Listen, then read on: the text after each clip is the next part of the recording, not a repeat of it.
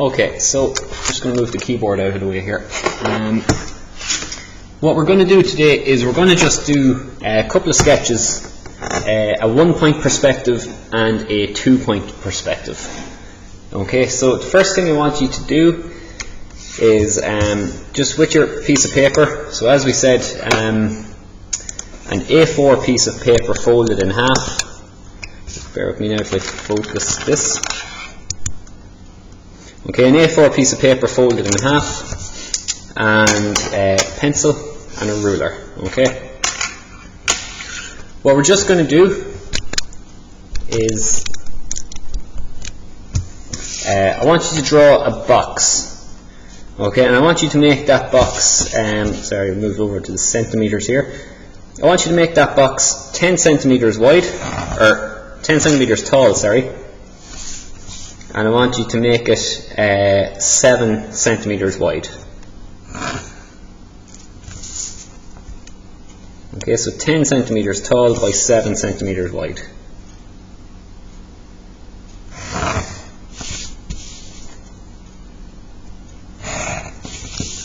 And just roughly, it doesn't have to be perfectly square, okay? It's just kind of to give us an idea, or an outline, I should say, not an idea.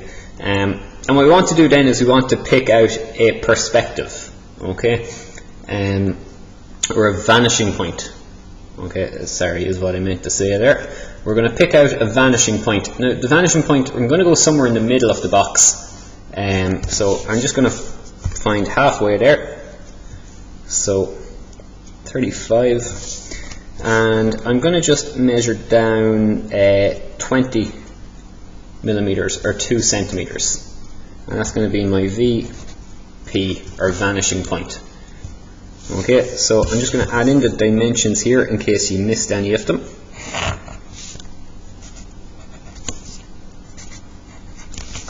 So that's 7 centimeters.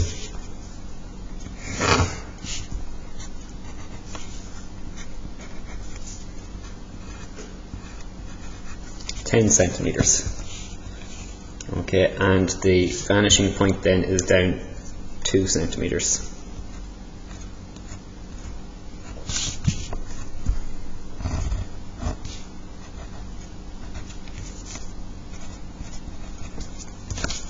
Okay, so if you just get that set up on the sheet there.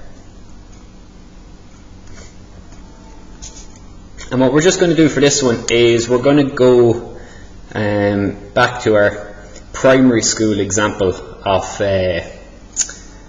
our vanishing point, okay, and our parallel lines, which is our railway track. So from my 2 corners at the bottom, I'm just going to join a line with my ruler up to both the vanishing points, okay, or just some kind of a straight edge, whatever you have there now. Just going to join 2 lines up like so. Okay, so this is our example of us standing on the railway line and looking the whole way as far as we can see into the distance, and although our railway lines parallel, we're going to see them coming closer together as they move away from us because of perspective. Alright, and now what we're going to do is we just want to measure intervals to put the sleepers, okay, which are the wooden logs that go across the way. Okay, so I'm just going to put every 1 centimeter the whole way up.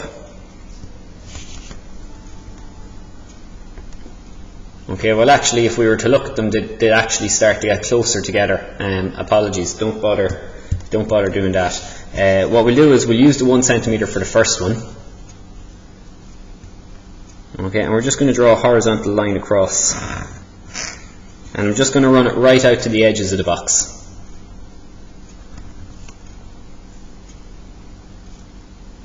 Okay, just running it right out to the edge of the box. And once you've done that, join them 2 edges back to the vanishing point as well. Okay, the vanishing point is where all these lines merge into one out in the distance. And the reason we're joining these two corners back as well is because all of the sleepers now that we put in, the tops of them are actually going to go along that line, and you're going to see what I mean there when we progress the drawing a little bit more.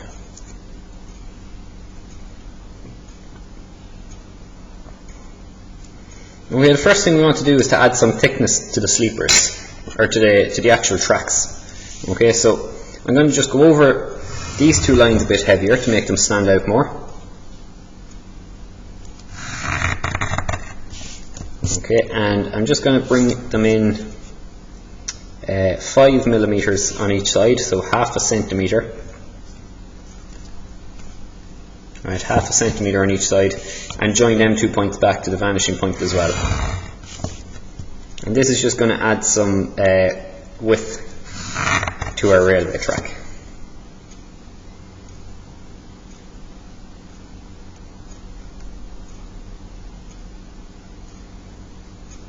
Alright, now this is just going to be a very, very basic sketch, okay, so we're not necessarily going to put in all the depth of everything, okay, but we're going to do as much of it as we can.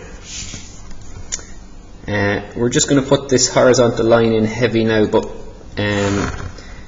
not all of it's going to be heavy, so where it crosses the metal rails there, we're going to leave it blank. So you can see there I've just done the heavy line on both sides of the rail. Okay, because obviously the wooden sleeper goes under that metal rail. Okay, and I'm just going to again measure up 5 millimeters for the thickness of it. Okay, and again try and get as horizontal of a line possible. And this time we're only running it out to that outside diagonal line that we've joined back to the vanishing point.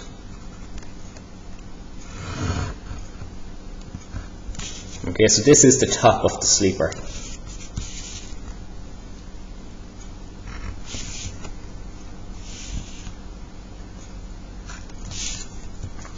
That's the top of the sleeper there, and we'll just give it some bit of thickness. We won't be too particular about it.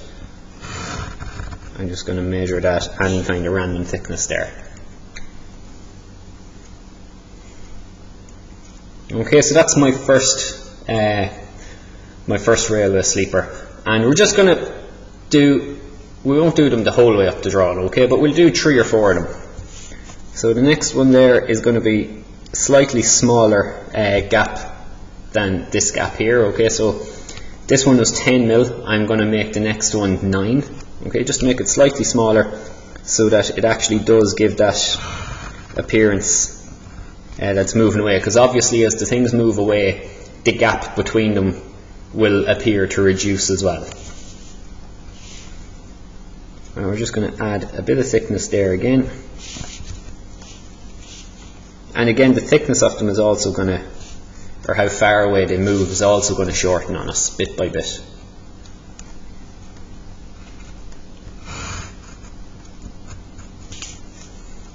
And again, we can add in our little bit of height to it as well.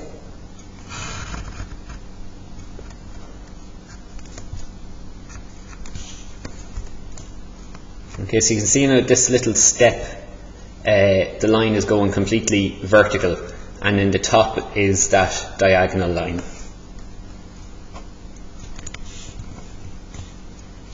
And as I say, we're just going to we'll do 2 more of them. Okay, we won't bother doing a whole load of them, but we'll do 2 more.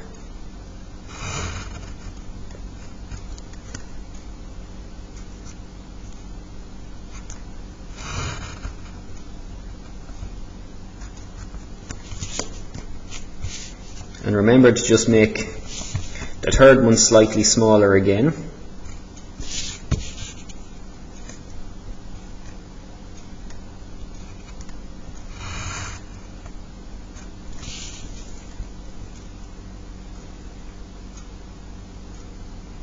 Alright, and finally we'll do that last one.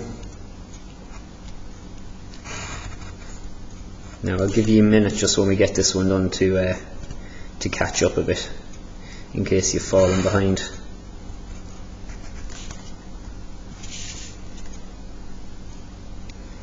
So what's the one thing that we're noticing about all these lines that we're drawing? So what's the thing we're noticing about all the diagonal lines? Where are they all going?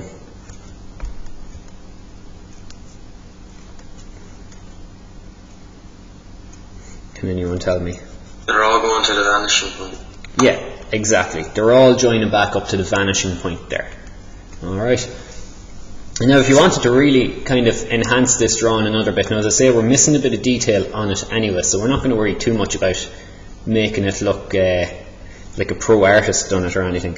But again, you could just add a little bit of shade to the vertical part of the sleepers there if you wanted. So just a couple of what we looked at yesterday, these horizontal lines, or vertical lines, sorry. Just to show that there is a little bit of a shadow there.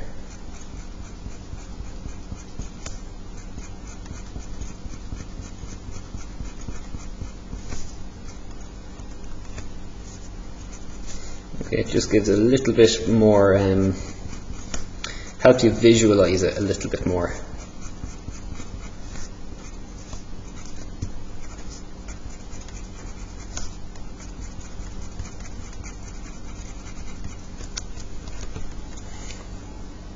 Okay, so you can do that there as well while you're waiting.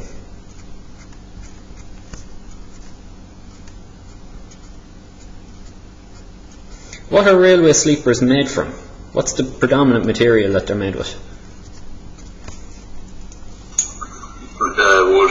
Yeah, exactly. They tend to be made with wood, okay? So you could even try and put a little wood effect in here somewhere, okay? Maybe on the top section. So you could go kind of like, just drawing little bits of curves and stuff. You could put a couple of little dots in there for knots. Okay, we could also do kind of like these horizontal lines. Alright, so there's loads of different ways that we could kind of add in a little bit of a materialistic look to it.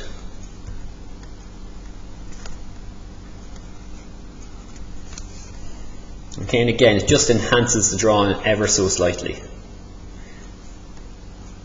Do we know how to show or represent a shiny object? So say if I'm drawing acrylic or glass or anything, what do I put onto that drawing or that surface to signify that it's a shiny or reflective surface? Like 3 lines, like, and the middle one is like longer. Yeah, exactly. So if I'm say if I draw my piece of acrylic here. Okay, now just bear with me a second. It's a rough sketch, but just to give you an idea. So there's my bit of acrylic. Okay, at the minute that just looks kind of like a little bit of a box. Okay, if we want to show that it's shiny in architectural drawing, what they tend to do is just put a long line in the middle and then a short line either side of it, and that signifies that it is a shiny material. Now, another option you could do is let me just draw another one here. Another option you can do is you can do a kind of like a little wave going through it like that either. Now, personally, I prefer the 3 lines because it's a more commonly used symbol. All right, but you can use either. Okay, and that you could even put that onto the rails there to show that they're shiny, if you wanted to. Okay, so that is our single point perspective. So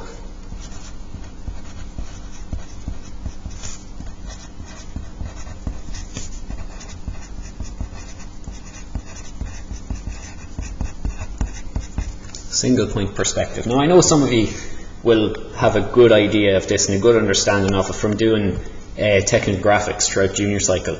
But just for anyone who doesn't, it's no harm to cover it, and even for anyone who does, it's good to just go back over it again and refresh it in their memories. Alright.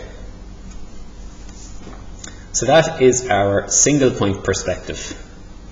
I'm just going to put a little note here, kind of like a little key, that VP equals vanishing point.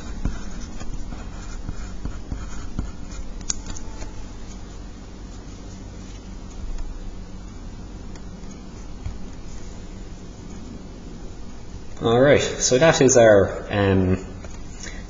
our single point perspective.